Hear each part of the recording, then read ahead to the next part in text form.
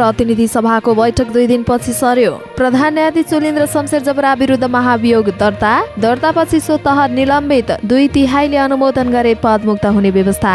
निलम्बित प्रधान न्यायाधीश जबरा सर्वोच्चबाट बाहिरिए। दीपक कुमार कार्की कामु प्रधान न्यायाधीशमा नियुक्त। महाअभियोगपछि पनि बारले भने आन्दोलन जारी राख्ने। प्रतिक्रियावादी शक्तिहरू गठबन्धन सरकार ढाल्ने प्रयास गरिरहेको माओवादी केन्द्रका अध्यक्ष प्रचण्डको भनाई। आफ्नो पार्टीको वैधानिकताबारे धावा बोले सहेर नबस्ने एमालेलाई माधव नेपालको चेतावनी। कमल थापाले बेउताए राप्रपा नेपाल फागुन 7 मा घोषणा गर्ने तयारी। हिजो महाअभियोग लगाउने देउबा र प्रचण्ड रहेको र अहिले भने नेपाल पनि थपिएको राप्रपाका अध्यक्ष लिङदेलको भनाई। 7 महिनामा पुँजीगत खर्च 16% मात्रै वृद्धि। महेश खड्कासँग वसन्तले मागे माफी। फिल्ममा नछुट्ने अनमोल र सलोनको जोडी हनीबनीमा पनि सँगै। चलचित्र लप्पन छप्पन 2 फागुनमा रिलिज हुने। काठमाडौँ रक्सोल रेल मार्गको फाइनल लोकेसन सर्वे सुरु। सुनको भाउ एकै दिन 1500 रुपियाँले बढ्यो। म्यानमारमा कुगरी सेनाले सत्ता सम्हालेको 1 वर्ष पुरा। 800 भन्दा धेरै कैदीबन्दी रिहा। र आइपिएल मेगा अक्सनमा सन्दीप लामिछाने अनसोल्ड। दर्शक महानुभाव नमस्कार। समाचार पार्टी.com को न्यूज बुलेटिनमा यहाँहरूलाई हार्दिक स्वागत छ। म सावित्रा कोइराला। सदा झैं आज पनि हामी उपस्थित भइसकेका छौं आज दिनभरका मुख्य समाचारहरू लिएर। हामीलाई कहाँबाट हेर्दै हुनुहुन्छ, देशभित्र हुनुहुन्छ भने आफू रहेको गाउँठाउँ जिल्लाको नाम लेख्नुहोला। विदेशमा हुनुहुन्छ भने आफू रहेको देशको नाम लेख्नुहोला। दैनिक हेर्नुहुन्छ भने रेगुलर भनेर लेख्नुहोला। अनि आज पहिलो पटक हेर्दै हुनुहुन्छ भने फर्स्ट टाइम भनेर पनि लेख्नुहोला। आउनुहोस् दर्शक महानुभावहरू, आज दिनभरका मुख्य समाचार सुरु गरौं। प्रतिनिधि सभाको बैठक 2 दिन पछाडि सारियो शीर्षकमा रहेको यो जानकारीबाट। प्रतिनिधि सभाको बैठक फागुन 4 गतेका लागि सारिएको छ। प्रधान न्यायाधीश चोलेन्द्र शमशेर जबरा विरुद्ध संसद सचिवालयमा आज महाअभियोग दर्ता भएपछि प्रतिनिधि सभाको बैठक सरेको हो। यसअघि संसद बैठक फागुन 2 गते 1 बजे बस्ने तय भएको थियो। संसद सचिवालयले आज सूचना जारी गरी प्रतिनिधि सभाको बैठक फागुन 4 गते दिउँसो 1 बजेसम्मका लागि सारिएको जानकारी गराएको छ।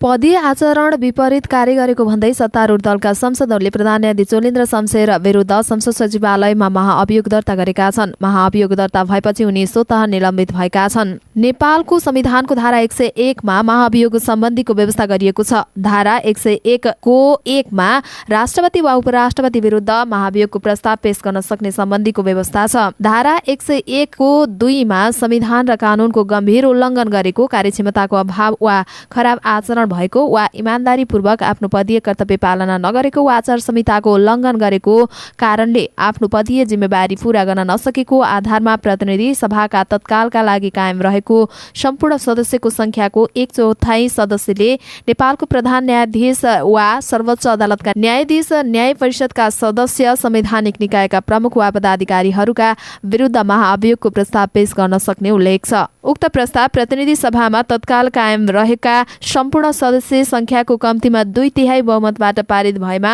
सम्बन्धित व्यक्तिको पदबाट मुक्त हुने व्यवस्था गरिएको छ। सो धाराको उपधारा 2 बमोजिम महाअभियोगको प्रस्ताव पेश गर्ने अधिकार र कारण विद्यमान भए नभएको छानबिन गरी सिफारिस गर्ने प्रायोजनका लागि प्रतिनिधि सभामा एक महाअभियोग सिफारिस समिति गठन हुनेछ। उक्त समितिका 11 जना सदस्य हुने व्यवस्था छ। सोही धाराको उपधारा 5 को महाअभियोगबाट पदमुक्त हुने व्यक्तिले संविधानको गम्भीर उल्लङ्घन गरेको वा कार्यक्षमताको अभाव वा पदीय इमानदारी पूरा नगरेको, आचार संहिता उल्लङ्घन गरेको प्राप्त सूचना जारी भएमा प्रतिनिधि सभाका कम्तीमा पनि 3 जना सदस्यहरूले प्रमाणित गरी पेश गरेको आधारमा 3 बमोजिमको समितिले यस्तो उजुरीमाथि कानूनी बमोजिम छानबिन गरी महाअभियोग सम्बन्धी सिफारिस गरेमा उपधारा 2 बमोजिम महाअभियोग प्रस्ताव पेश हुने उल्लेख गरिएको छ। महाअभियोग प्रस्ताव दर्ता भएपछि सर्वोच्च अदालतका निलम्बित प्रधान न्यायाधीश चोलेन्द्र शमशेर जबरा अदालत परिसरबाट बाहिरिएका छन्। उनी झण्डा बिनाको गाडी लिएर अदालत परिसरबाट बाहिरिएका हुन्। आइतबार जबरा विरुद्ध सत्तारूढका सांसदहरूले संसद सचिवालयमा महाअभियोग दर्ता गरेपछि उनी स्वतः पदमुक्त भएका हुन्। संसद सचिवालयले जबरा विरुद्धको महाअभियोगबारे सर्वोच्च अदालत, राष्ट्रपति र मन्त्री परिषद तथा प्रधान न्यायाधीशको कार्यालय लगायतका निकायलाई जानकारी दिँदैछ। वरिष्ठ न्यायाधीश दीपक कुमार कार्की कायम प्रधान न्यायाधीश बनेका छन्। संघीय सांसद सचिवालयको प्रधान न्यायाधीश चोलेन्द्र शमशेर जबरा विरुद्ध महाभियोगको प्रस्ताव दर्ता भएपछि उनी स्वतः निलम्बित भएका हुँदा कार्की पनि स्वतः कायम प्रधान न्यायाधीश बनेका हुन्। कांग्रेस माओवादी केन्द्र र नेकपा एकीकृत समाजवादीका सांसदले आइतबार बिहान संघीय संसद सचिवालयमा महाभियोगको प्रस्ताव दर्ता गरेका हुन्। जबरा निलम्बनमा परेपछि दोस्रो वरियताको न्यायाधीश कार्की प्रधान न्यायाधीश बनेका हुन्। अब उनी न्याय परिषदको अध्यक्ष तथा संवैधानिक परिषदको सदस्यको समेत भूमिका रहनेछन्।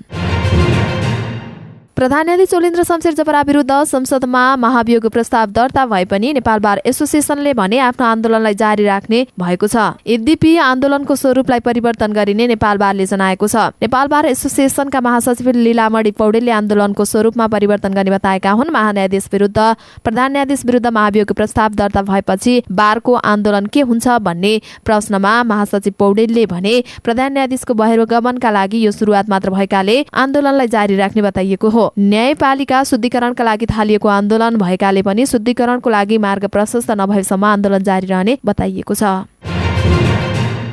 नेकपा माओवादी केन्द्रका अध्यक्ष पुष्पकमल दाहाल प्रचण्डले प्रतिक्रियावादी शक्तिहरूले गठबन्धन सरकार गिराउने ढाल्ने प्रयास गरिरहेको बताउनु भएको छ। आइतबार पार्टी कार्यालय पेरिस डाँडामा आयोजित 27औं जनयुद्ध दिवसका अवसरमा बोल्दै अध्यक्ष दाहालले प्रतिक्रियावादी शक्तिहरूले गठबन्धन सरकार ढाल्ने प्रयास गरिरहेको बताउनु भएको हो। उहाँले गठबन्धनलाई टुटाउन र निर्वाचन प्रक्रिया बिथोल्नका निमित्त अनेक खालका प्रपञ्चहरू भएका समेत बताउनुभयो। अध्यक्ष दाहालले गठबन्धन बनाउँदा सैद्धान्तिक केही राजनीतिक मान्यताहरूलाई अगाडि सारेको बताउँदै त्यही मान्यताका आधारमा सरकार अगाडि बढ्नुपर्ने बताउनुभयो। उहाँले भन्नुभयो अहिले जुन गठबन्धनको स्थिति सरकारको स्थितिमा छ त्यसमा हामी त्योतर्फ फेरि एउटा निर्वाचनको प्रक्रियामा प्रवेश गर्ने र संवैधानिक जनताको अधिकारलाई अझ विकसित र परिमार्जन गर्ने प्रक्रियामा छौं। तर पराजित प्रतिगमनकारीहरूले चुप लागेर बसेका छैनन्। उसले अझै पनि प्रतिगमन गराउने नै कसरत चलाइरहेका छन् र यसलाई मलजल गर्ने देशभित्र र बाहिर विभिन्न खालका प्रतिक्रियावादी शक्तिहरू सक्रिय रहेको पनि उहाँको आरोप छ। नेकपा एकीकृत समाजवादीका अध्यक्ष माधव कुमार नेपालले एमालेले आफ्नो पार्टीको वैधानिकताबारे प्रश्न उठाए सहेर नबस्ने चेतावनी दिएका छन्। आइतबार काठमाडौँमा आयोजित पार्टी प्रवेश कार्यक्रममा बोल्दै प्रमुख अध्यक्ष नेपालले प्रतिपक्षी दल नेकपा एमालेले आफ्नो पार्टीबारे वैधानिकताबारेमा प्रश्न उठाउँदै दायर गरेको मुद्दा अदालतमा विचाराधीन भइरहँदा यस्तो बताएका हुन्। उनले आफ्नो पार्टीले कानूनी आधारमा वैधानिकता पाएकाले र आफूहरूलाई संसदको रूपमा स्वीकार गर्ने स्थिति बनाएको दावी गरे। अध्यक्ष नेपालले भने हामी वैधानिकताका रूपमा निर्माण गरेको पार्टी हो। हामीले कानूनी आधारमा पार्टीको मान्यता पाएका छौं। सांसदको रूपमा स्वीकार गर्ने स्थिति पनि बनिसकेको छ। यसमाथि कसैले धावा बोल्न खोज्छ भने औँला ठड्याउन खोज्छ भने हामी सहन सक्दैनौं। यसो हुनाले हामी अगाडि बढ्छौं। सत्तारूढ गठबन्धन मिलेर तीनवटै तहको निर्वाचनमा जाने भन्दै स्थानीय तहको निर्वाचनमा जुट्न पार्टीका नेता कार्यकर्तालाई पनि उनले निर्देशन दिएका हुन्।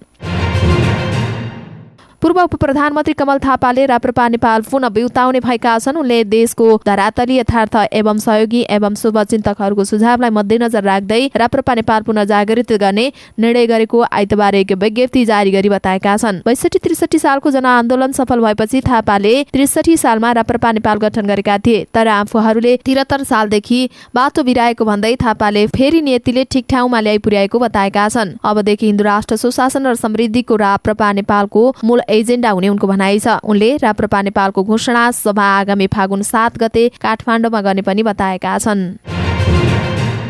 राष्ट्रिय प्रजातन्त्र पार्टी राप्रपाका अध्यक्ष राजेन्द्र लेङदेनले योजनाबद्ध रूपमा प्रधान न्यायाधीश चोलेन्द्र शमशेर जबरा विरुद्ध महाभियोगको प्रस्ताव दर्ता गरेको बताएका छन्। सत्तारूढ दलमध्ये नेपाली कांग्रेस, नेकपा माओवादी केन्द्र र नेकपा एकीकृत समाजवादीले आइतबार संसद सचिवालयमा प्रधान न्यायाधीश विरुद्ध महाभियोग दर्ता गरेपछि उनले यस्तो प्रतिक्रिया दिएका हुन्। स्थानीय तहको चुनाव घोषणा भएपछि 5 वर्ष अघि पनि प्रधान न्यायाधीश सुशीला कार्की विरुद्ध महाभियोग दर्ता भएको थियो। आज चोलेन्द्र शमशेर विरुद्ध लेङदेनले ट्विटमा लेखेका छन्, फरक यति हो कि हिजो महाभियोग लगाउने पात्रमा शेरबहादुर देउवा थिए, अहिले माधव नेपाल थपिए। राप्रपा अध्यक्ष लेङदेनले सत्तारूढ दलहरूले योजनाबद्ध रूपमा महाभियोग दर्ता गरेको बताएका छन्। देश जोगाउनका लागि सबै सचेत बनौ, उनले भनेका छन्। चालु आर्थिक वर्षको 7औं महिना साउनदेखि माघसम्ममा पुँजीगत खर्च मात्र 16% पुगेको छ। लेखा नियन्त्रक कार्यालयका अनुसार माघ 29 सम्म कुल 60 अर्ब 78 करोड 96 लाख रुपियाँ पुँजीगत खर्च भएको हो। यो कुल विनियोजित बजेटको 16.08% रहेको छ। यो वर्ष सरकारले कुल 3 खर्ब 78 अर्ब 9 करोड रुपियाँ बराबरको पुँजीगत खर्च गर्ने लक्ष्य राखेको थियो। यो लक्ष्यलाई बजेटको अर्धवार्षिकी समीक्षाबाट घटाएर 3 खर्ब 40 अर्ब 32 करोड करोड रुपियाँमा झारिएको छ। यो कुल विनियोजित लक्ष्यको 90.01% हो। महालेखाको तथ्याङ्क अनुसार अबको 7औं महिनासम्म कुल बजेटको खर्च भने 5 खर्ब 91 अर्ब 2 करोड रुपियाँ बराबर भएको छ। यसमध्ये चालु खर्च 4 खर्ब 75 अर्ब 62 करोड रुपियाँ पुगेको छ। चालु खर्चभित्र प्रदेश र स्थानीय सरकारलाई गएको अनुदान समेत समावेश हुन्छ।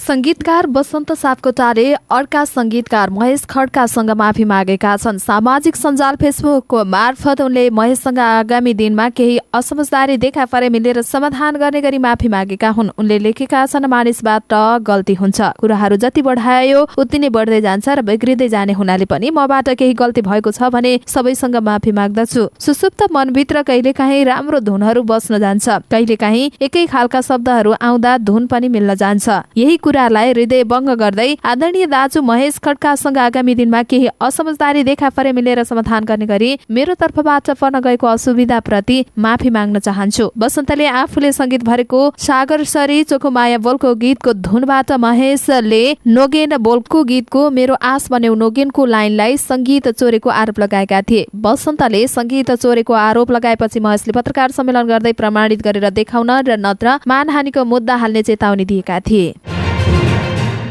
अभिनेता सलोन बस्नेतले बाल्यकालमा नेपाली केही चलचित्रमा काम गरे पनि अर्का अभिनेता अनमोल केसीले भने पर्दामा देखिएका थिएनन्। अनमोलले चलचित्र साथी म तिम्रोको एक गीतमा अभिनय गरेका थिए। दुवै कलाकार फिल्मी पृष्ठभूमिबाट हुर्किएकाले पनि उनीहरूलाई चलचित्रको मोह भने अति नै थियो। अनमोल अभिनेता भुवन केसीका छोरा हुन् भने सलोन निर्देशक शोभित बस्नेतका छोरा हुन्। अनमोल र सलोनले एकै साथ चलचित्र होस्टेलबाट रंगीन दुनियाँमा पाइला राखे। यसपछि यो दुईको जोडी चलचित्रमा निरन्तर देखिएको छ। चलचित्र गाजलु ए मेरो हजुर 3 ए मेरो हजुर 4 मा पनि सलोन र अनमोललाई देख्न सकिन्छ। हुन त सलोन अनमोलसँग मात्र नभएर अधिकांश चक्लेटी नायकहरूसँग फिट छन्। अब अनमोल र सलोन अर्को चलचित्र हनीबनीमा पनि एकसाथ देखिने भएका छन्। दिवाकर भट्टराईको निर्देशनमा बन्न लागेको लभ स्टोरी चलचित्रमा अनमोल केही दिन अघि अनुबन्धित भएका थिए। निर्माण पक्षले अब सलोनलाई पनि चलचित्रमा अनुबन्धन गरेको छ। यो चलचित्रका लागि अभिनेत्री भने खोजी भइरहेको निर्देशक भट्टराईको भनाइ छ। फिल्म लप्पन छप्पन 2 को रिलिज डेट सरेको छ। 13 फागुनबाट प्रदर्शनमा आउने तयारी रहेको यो चलचित्र 20 फागुनमा पुगेको हो। नेपाल चलचित्र संघले 13 फागुनमा म यस्तो गीत गाउँछु 2 रिलिज गर्ने भएपछि लप्पन छप्पन 2 सारिएको निर्माण युनिटले जनाएको छ। मुकुन्द भट्टको निर्देशनमा रहेको फिल्ममा शिव श्रेष्ठ, सौगात मल्ल, अनुप विक्रम साई, अर्पण थापा, शक्ति श्रेष्ठ, प्रकाश कुमार, स्वर्गीय दीपक छेत्री, एन्जल श्रेष्ठ, अनिल खनाल, राजेन्द्र विष्ट, केरोलिन कोलिन्डा लगायतका कलाकारको अभिनय रहेको छ। कोरोनाका कारण पटक पटक रिलिज सार्दै आएको film Golden Hills Picture, Royal Kumar Entertainment, AP Education Australia, उमी ग्रुप र म्याक मिडियाको ब्यानरमा निर्माण भएको हो। फिल्मको कार्यकारी निर्माता सुरज अधिकारी र प्रजापति शिवाकोटी हुन्। प्रस्तावित काठमाडौँ रक्सोल रेलमार्गको फाइनल लोकेसन सर्वे सुरु भएको छ। भारत सरकारले नेपालमा लोकेसन सर्वेका लागि प्राविधिक टोली पठाएपछि सर्वे सुरु भएको हो। यो सर्वेका लागि 22 असोज 2078 मा नेपाल र भारत बीच द्विपक्षीय समझदारी एमओयू भएको थियो। एमओयू अनुसार रेल मार्गको विस्तृत परियोजना प्रतिवेदन भारतले आफ्नै खर्चमा भारतीय सरकारी कम्पनी मार्फत तयार गर्नेछ। रेल विभागको प्रवक्ता अमन चित्रकारका अनुसार भारतीय टिम फिल्डमा परिचालित भइसकेको छ। सुनको भाव आज एकै दिन 1500 रुपियाँले बढेको छ। आज तोलामा सुन 95,500 रुपियाँ पुगेको नेपाल सुन चाँदी व्यवसायी महासंघले जनाएको छ। अस्ति सुनको भाव तोलामा 94,000 रुपियाँ रहेको थियो। केही दिन यता सुनको भाव लगातार बढेको छ। यस्तै चाँदीको भाव आज पनि बढेको छ। तोलामा 20 रुपियाँले बढेर चाँदीको भाव 1300 रुपियाँमा कारोबार भइरहेको छ।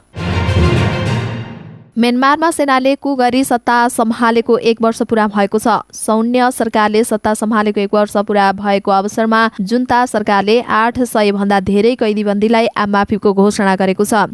जुन्ता प्रमुख मिन आङ हलिङले 814 कैदीका लागि माफीको आदेश जारी गर्नुभएको समाचार संस्था एफएफले जनाएको छ। आममाफी पाउनेमा 7 जना विदेशी पनि रहेका छन्। देशको संघीय स्वतन्त्रता दिवसका अवसरमा सैन्य सरकारले राजधानीमा परेड तथा प्रदर्शन गरेको थियो। गएको वर्षको सौन्य कुदेखि नै म्यानमारमा सरकार विरोधी प्रदर्शन हुँदै आएको छ। यो बीचमा प्रदर्शन र त्यसपछिको सैन्य दमनमा 1500 भन्दा धेरै नागरिकहरूले ज्यान गुमाएको संयुक्त राष्ट्र संघको मानव अधिकार कार्यालयले जनाएको छ। नेपाली राष्ट्रिय क्रिकेट टोलीका कप्तान Sandeep Lamichhane Indian premier league IPL क्रिकेटको मेगा अक्सनमा अनसोल्ड भएका छन्। बेंगलोरमा पहिलो दिन सम्पन्न अक्सनमा सन्दीप अनसोल्ड भएका हुन्, अर्थात् उनलाई कुनै पनि टोलीले किनेनन्। अक्सनमा सन्दीपको न्यूनतम मूल्य 40 लाख भारतीय रुपियाँ रहेको थियो। सन्दीपले यसअघि 3 सिरिज दिल्ली क्यापिटल्सबाट आइपिएल खेलेका थिए। दिल्लीले सन्दीपलाई सन् 2018 को अक्सनमा न्यूनतम मूल्य 20 लाख भारतीय रुपियाँमा अनुबन्धित गरेको थियो। लेग स्पिनर सन्दीप आइपिएल खेल्ने पहिलो नेपाली खेलाडी हुन्। अहिले उनी नेपाली टोलीको कप्तानी गर्दै विश्वकप छनौटका लागि ओमनमा रहेका छन्। अवस्था दर्शक महानुभावहरू, आज दिनभरका मुख्य समाचारहरू यति नै। हामीले प्रस्तुत गरेका समाचारहरूप्रति तपाईँको धारणा के छ? तल कमेन्ट बक्समा आफ्नो धारणा कमेन्ट गर्नुहोला। पलपलको न्युज अपडेटका लागि हाम्रो च्यानललाई सब्स्क्राइब गर्नुहोला अनि नजिकै आउने बेल आइकनमा क्लिक गर्नुहोला। पलपलको न्युज अपडेटका साथ फेरि हाम्रो भेट हुने नै छ। तपाईँ समाचारपाटी.com हेर्दै गर्नुहोला। नमस्कार।